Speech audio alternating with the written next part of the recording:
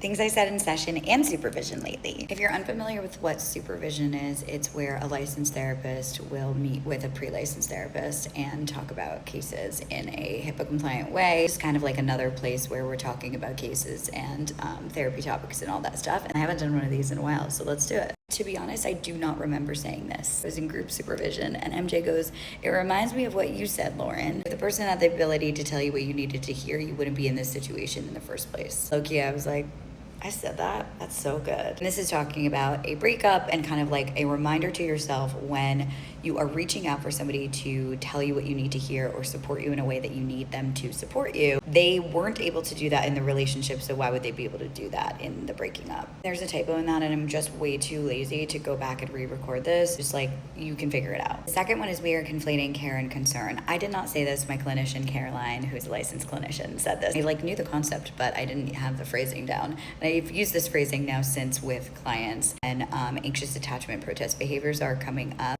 When you want to reach out for care, connection, love, like getting those vulnerable needs met, sometimes they can mask them with reaching out to try and get concern. This is your space to be messy. I say this with clients all the time. I think because I do talk therapy and I work with a lot of intellectualizers, people think that they're supposed to be able to articulate their emotions perfectly. I try to remind my clients, you can say a phrase, a fragment, a color, image that comes to your mind. You don't have to be able to perfectly articulate a sentence that describes how you feel. I want it to be really messy so that we can figure out what language resonates for you. We can figure out what feeling, what sentiment, what sensation in your body, what comes to mind. And I want it to be messy, and I don't want you to be perfect here. And I try to encourage that whenever I can. That would be easing your pain in the right now, but prolonging it in the future. We often want to be out of pain as quickly as possible, and that is very human and that is very normal. But we have to think about sometimes the long-term implications